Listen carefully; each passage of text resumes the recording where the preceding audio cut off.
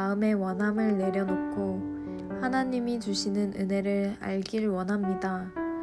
오늘도 하나님의 말씀을 청종하는 자가 되길 원합니다. 다 함께 사도신경으로 우리의 신앙을 고백하겠습니다.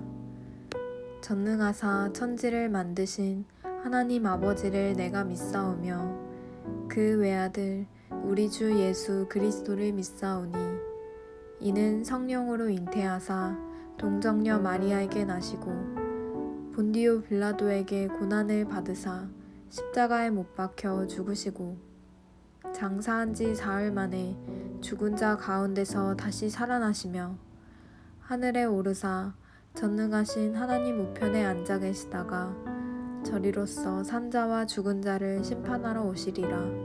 성령을 믿사오며 거룩한 공회와 성도가 서로 교통하는 것과 죄를 사하여 주시는 것과 몸이 다시 사는 것과 영원히 사는 것을 믿사옵나이다.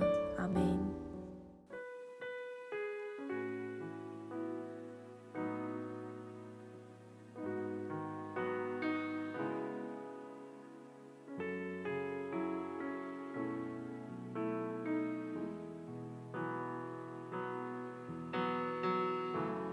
나의 소망 되신 주를 바라봅니다.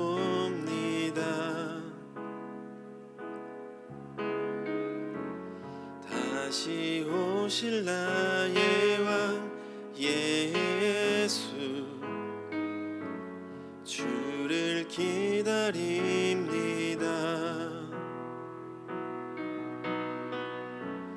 나의 소망 되신 주를 바라봅니다.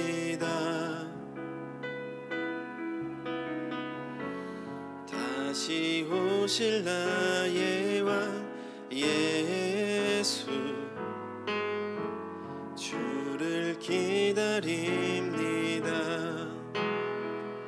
밤이나 낮이나 어제나 오늘도 영원히 주만 찬양해.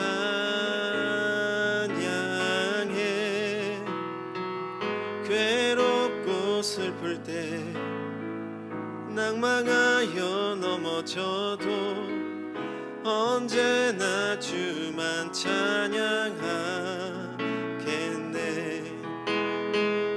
밤이나 낮이나 어제나 오늘도 영원히 주만 찬양해. 괴롭고 슬플 때 낭망하여 넘어져도 언제나 주만 찬양하겠네.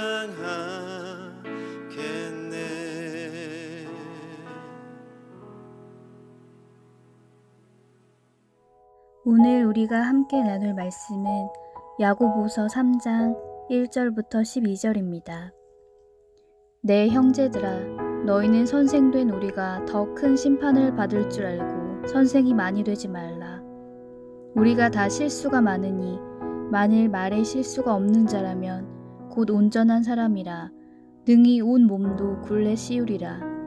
우리가 말들의 입에 재갈 물리는 것은 우리에게 순종하게 하려고 그 온 몸을 제어하는 것이라. 또 배를 보라.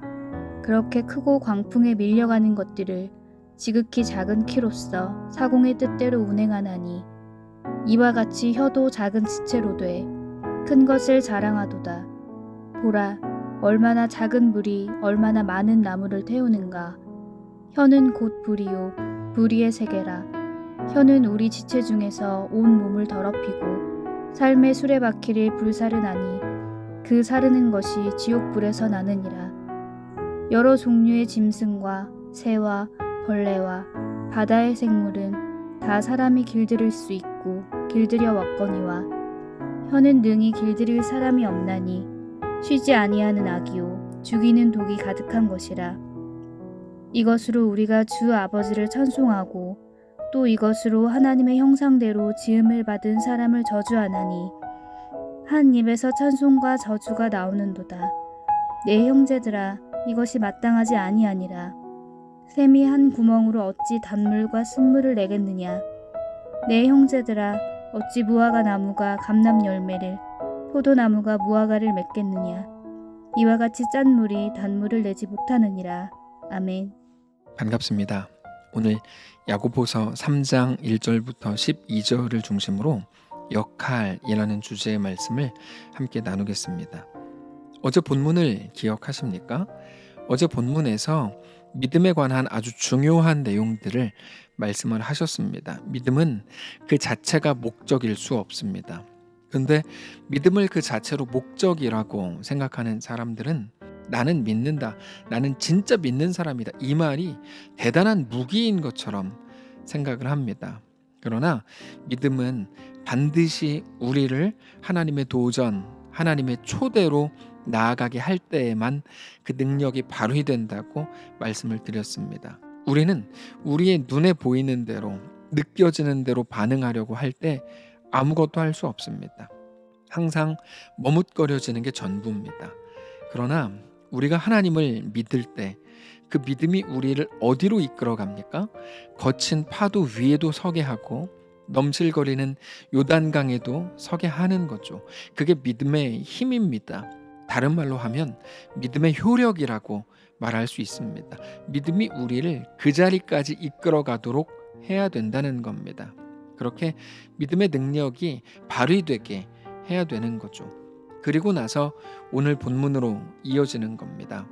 오늘 본문에서는 말에 대해서, 언어 생활에 대해서 말씀을 하시는 것으로 보입니다. 사실 유대인들에게는 선생이 되는 것, 랍비라고 부르는데, 랍비가 되는 것은 아주 명예롭고 영광스러운 일이었습니다.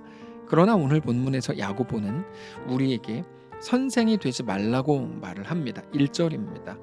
내 형제들아, 너희는 선생된 우리가 더 큰 심판을 받을 줄 알고 선생이 많이 되지 말라, 이렇게 말하죠. 사람은 말에 실수가 없을 수가 없는 존재인데 선생은 말을 많이 하는 일을 하기 때문에 더욱더 실수가 많을 수밖에 없다, 이런 논리입니다. 2절이죠. 우리가 다 실수가 많으니 만일 말에 실수가 없는 자라면 곧 온전한 사람이라 능히 온 몸도 굴레 씌우리라.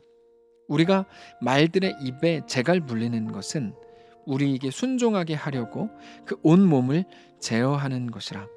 그러니까 오늘 본문이 어디에 중심 포인트가 있는지를 우리가 잘 확인할 수가 있는데, 먼저는 선생되지 않는 것, 랍비가 되지 않는 게 핵심이 아니고 말을 조심해야 된다는 거고, 특별히 그렇게 해야 되는 이유가 더 중요한데, 그 이유는 말이 우리의 온 몸을 제어하기 때문이라고 말씀하시더라는 거죠. 말이 우리의 온 몸을 제어하는 것에 대해서는 그 다음 구절에서 비유를 가지고 이렇게 말씀을 하십니다. 4절입니다. 또 배를 보라. 그렇게 크고 광풍에 밀려가는 것들을 지극히 작은 키로서 사공의 뜻대로 운행하나니, 이와 같이 혀도 작은 지체로 돼 큰 것을 자랑하도다. 보라, 얼마나 작은 불이 얼마나 많은 나무를 태우는가. 혀는 곧 불이요 불의의 세계라. 혀는 우리 지체 중에서 온 몸을 더럽히고 삶의 수레바퀴를 불사르나니 그 사르는 것이 지옥 불에서 나느니라.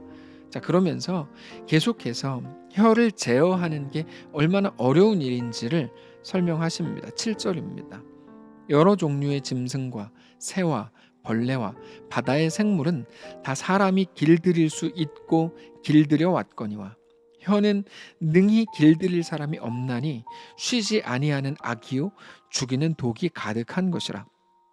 자, 그러면 중요한 건 이겁니다. 그렇게 혀를 제어하는 게 어렵다면 그러므로 우리는 이제 아무 말도 하지 말고 말하지 않는 사람으로 살아야 되는 건가? 하나님께서 우리에게 요구하시는 게 과연 그건가 하는 거죠. 그렇다면 하나님이 혀를 지으신 이유가 무엇이겠습니까? 말하는 게 그렇게 위험한 거라면 처음부터 말하지 못하도록 했어야 되는 거 아니냐는 거죠.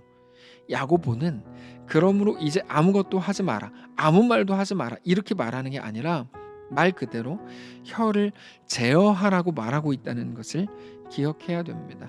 그게 제어가 어렵다면 그러므로 모든 것을 포기해야 된다, 그게 아니고 그거를 또 존귀하고 영광스럽게 사용하는 것이 그만큼 중요하다, 이런 말입니다. 9절입니다. 이것으로 우리가 주 아버지를 찬송하고 또 이것으로 하나님의 형상대로 지음을 받은 사람을 저주하나니 한 입에서 찬송과 저주가 나오는도다. 내 형제들아, 이것이 마땅하지 아니하니라. 다시 말해서 하나님을 찬양하라는 겁니다. 우리가 지음받은 것은 하나님을 찬양하기 위해서 지음받았다고 말씀을 하고 계시는 겁니다. 그런데 어떻게 하나님을 찬양하라고 지음받은 그 입으로 하나님을 찬양하는 게 아니라 사람을 저주하느냐는 거죠. 그것도 사람이 누굽니까? 하나님의 형상대로 지음을 받은 사람이라고 표현하시죠. 그러니까 사람을 저주하는 일은 있을 수 없는 일이라는 거예요. 그래서 한 샘에서 단물과 쓴물이 동시에 나올 수 없다. 무화과 나무에서 감람나무 열매를 맺을 수 없다. 포도나무에서 무화과를 맺을 수 없다. 이렇게 말씀을 하십니다. 11절입니다. 샘이 한 구멍으로 어찌 단물과 쓴물을 내겠느냐.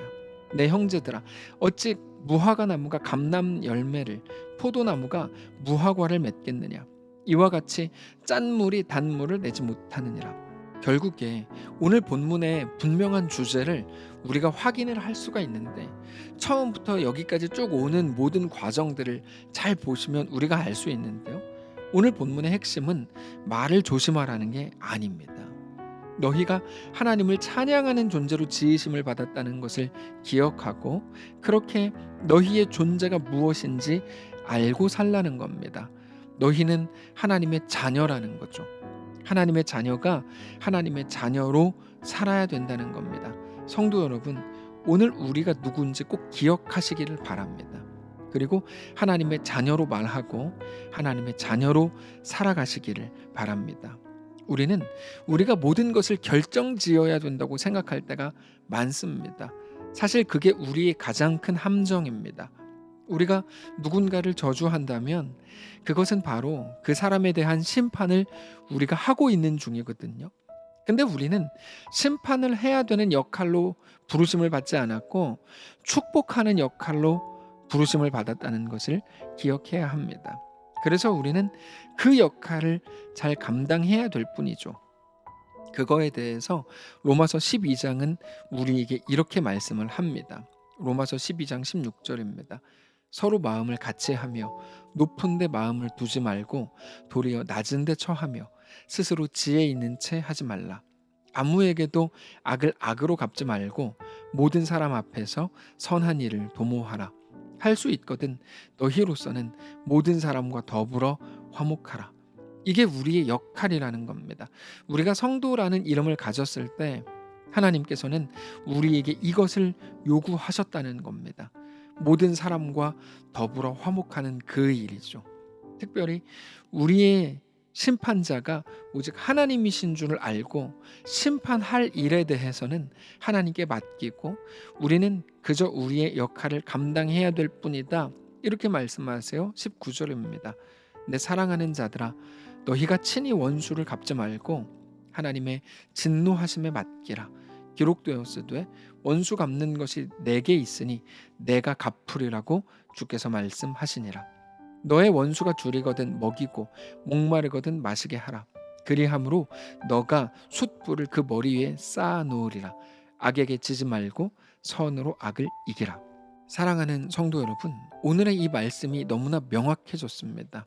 하나님께서 우리를 하나님의 형상을 닮은 주의 자녀로 지으셨습니다.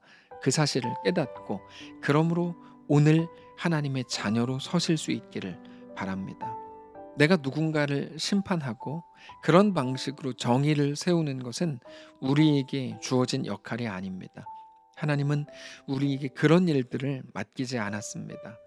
하나님은 오직 우리를 사랑하는 자로, 축복하는 자로, 화목하는 자로 세우셨습니다. 그런 일들을 맡기셨을 뿐입니다. 오늘 우리가 누군지, 우리에게 어떤 역할이 주어졌는지 확인하시고 그렇게 우리의 삶을 주 안에서 넉넉하게 살아가는 거룩한 성도들이시기를 바랍니다. 기도하겠습니다. 살아계신 하나님, 감사합니다. 우리가 오늘 주의 자녀로 부르심을 받은 것을 기억합니다. 오늘 우리에게 사랑하는 자로, 화목하는 자로, 축복하는 자로 하나님께서 역할을 맡기신 것을 기억합니다. 오늘 말씀을 통해 다시 확인합니다. 오직 하나님을 경배하고 찬양하는 자들 되게 하시고, 우리 앞에 있는 모든 연약한 자들을 위해 오히려 중보하고 다만 그들을 축복하는 거룩한 주의 백성들로, 그렇게 넉넉한 삶을 살아가는 성도들로 서게 하옵소서. 오늘 우리 주인 되신 살아계신 예수님의 이름으로 기도합니다. 아멘. 사랑하는 성도 여러분, 하나님께서 오늘 하루를 우리에게 허락하셨습니다. 믿음으로 한 걸음 한 걸음 걷게 되시기를 바라고, 다만 우리에게 허락된 모든 상황과 환경 속에서 축복하는 자로, 사랑하는 자로, 화목하는 자로 우리에게 허락된 모든 길을 넉넉히 걷는 주의 성도들 되시기를 바랍니다.